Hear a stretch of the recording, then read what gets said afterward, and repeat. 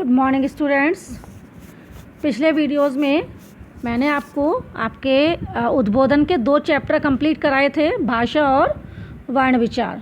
ठीक है, आज जो मैं आपका तीसरा चैप्टर स्टार्ट करने जा रही हूँ उसका नाम है शब्द विचार। जैसा कि आप लोग जानते हैं, शब्द क्या है, वो एक ऐसी ध्वनि है जिससे हम भाषा का प्रयोग करते हैं और हर शब्द का अपना एक अर्थ होता है। जब वर्ण मिल जाते हैं आपस में तो वो क्या बनाते हैं, एक शब्द बनाते हैं। जैसे कि हम एग्जाम्पल के लिए देख सकते हैं कि माता शब्द है। अब माता में 4 वर्ण है, देखो मैं प्लस आ प्लस तय प्लस आ, तो क्या बना, माता। ठीक है, तो कई शब्दों के मेल से एक वाक्य बनता है, इसलिए हम कह सकते हैं कि शब्दों का प्रयोग हम वाक्यों में करते हैं। जब शब्द का प्रयोग वाक्य में किया जाता है तब हम उसे पद कहते हैं। तो शब्द को परिभाषा के रूप में हम देख सकते हैं कि जिन वर्णों के समूह का कोई अर्थ होता है उसे हम शब्द कहते हैं। शब्द के सामान्य 2 प्रकार होते हैं, सार्थक शब्द और निरर्थक शब्द। सार्थक शब्द उन शब्दों को कहते हैं जिनका कुछ ना कुछ अर्थ निकलता है। निरर्थक शब्द उन शब्दों को कहते हैं जो कभी कभी हम अपनी बोलचाल में शब्द बोलते हैं लेकिन उनका कोई भी अर्थ नहीं होता है। जैसे उनको ज़्यादातर हम सार्थक शब्दों के साथ बोलते हैं। जैसे हम कहते हैं चाय वाय, हमें चाय वाय पिला दो, तो चाय तो समझ में आ रहा सार्थक है, लेकिन वाय क्या है, कुछ नहीं। हमें खाना वाना तो खिला दो, खाना समझ में आ रहा लेकिन वाना क्या है, निरर्थक शब्द है। अब आता है शब्द के प्रकार। शब्दों का वर्गीकरण 4 आधारों पर किया जाता है, उत्पत्ति के आधार पर, रचना के आधार पर, प्रयोग के आधार पर और अर्थ के आधार पर। उत्पत्ति के आधार पर होता है आपका 4 प्रकार होते हैं इसके भी, तत्सम, तद्भव, देशज और विदेशज। तत्सम शब्द वे होते हैं जो हिंदी भाषा में संस्कृत भाषा से आते हैं और एज इट रहते हैं, संस्कृत की तरह ही यूज़ होते हैं, उनका कोई भी चेंजिंग उनमें नहीं होती है। ठीक है, वो तत्सम कहलाते हैं।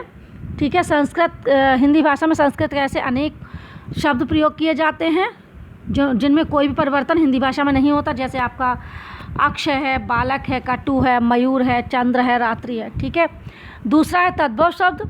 संस्कृत के ऐसे शब्द जब वो हिंदी में आते हैं तो अपना रूप परिवर्तित कर देते हैं, तो उन्हें हम तद्भव कहते हैं। तद्भव यानी कि उससे उत्पन्न, मॉडिफाई।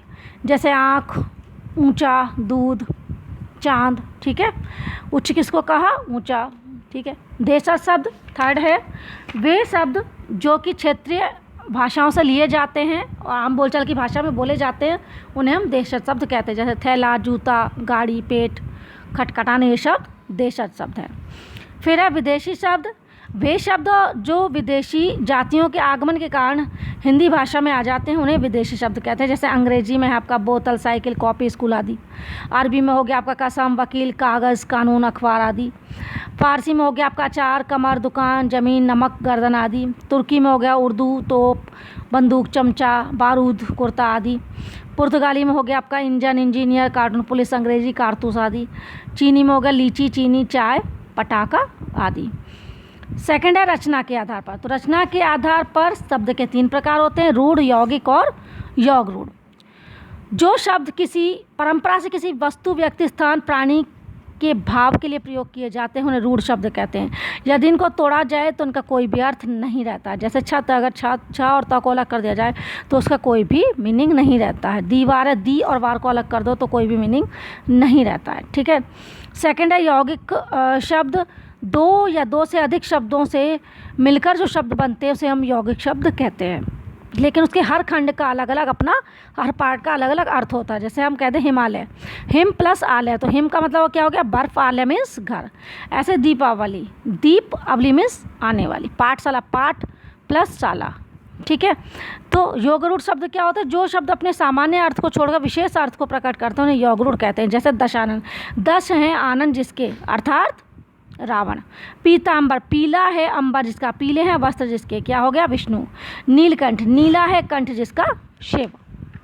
ठीक है, नेक्स्ट है प्रयोग के आधार पर शब्दों के भेद। प्रयोग के आधार पर शब्दों को 2 भेद होते हैं, विकारी और अविकारी। ऐसे शब्द जिनमें लिंग, वचन, काल, कारक के अनुसार परिवर्तन हो जाता है उन्हें हम विकारी कहते हैं। जैसे आपका संज्ञा, सर्वनाम, विशेषण, क्रिया, ये सब विकारी शब्द होते हैं। अविकारी शब्द ऐसे शब्द होते हैं जिन पर लिंग, वचन, काल, कारक का प्रभाव नहीं पड़ता है और ना ही वे ऐसे शब्द परिवर्तित होते हैं और ना ही उनके अर्थ में कोई परिवर्तन आता है। ये शब्द भी 4 प्रकार के होते हैं, जैसे क्रिया विशेषण, समुच्चय बोधक, संबंध बोधक और विस्मयादि बोधक। लास्ट में है आपका अर्थ के आधार पर शब्दों के भेद। तो अर्थ के आधार पर शब्दों के निम्नलिखित भेद होते हैं: पर्यायवाची शब्द, विलोम शब्द, एकार्थ प्रतीत होने वाले शब्द, अनेकार्थी शब्द, अनेक शब्दों के लिए एक शब्द, शब्द युग्म। इट इज़ पर्यायवाची जो समानार्थी होता है, विलोम मीन्स उल्टा, एकार्थ प्रतीत होने एक ही अर्थ प्रतीत होने वाले शब्द, अनेकार्थी जिनके अनेक अर्थ होते हैं, अनेक शब्दों के लिए एक शब्द यानी कि बहुत सारे एक सेंटेंस के लिए एक वर्ड होना, शब्द युग्म यानी कि शब्दों का जोड़ा। तो हम याद करने के लिए कुछ बातें अपने दिमाग में रख सकते हैं। पहली चीज़ कि वर्णों के मेल से शब्द बनते हैं। दूसरा, शब्द का प्रयोग जब वाक्य में होता है तो उसे हम पद कहते हैं। थर्ड, निरर्थक शब्दों का कोई अर्थ नहीं होता है। 4, शब्दों का वर्गीकरण 4 आधारों पर होता है। 5, रचना के आधार पर शब्द 3 प्रकार के होते हैं। 6, प्रयोग के आधार पर शब्दों को 2 भागों में बांटा गया है, विकारी और अविकारी। ठीक है बच्चों, तो इसे आप दोबारा से रीड करेंगे और समझेंगे। Thank you, have a nice day.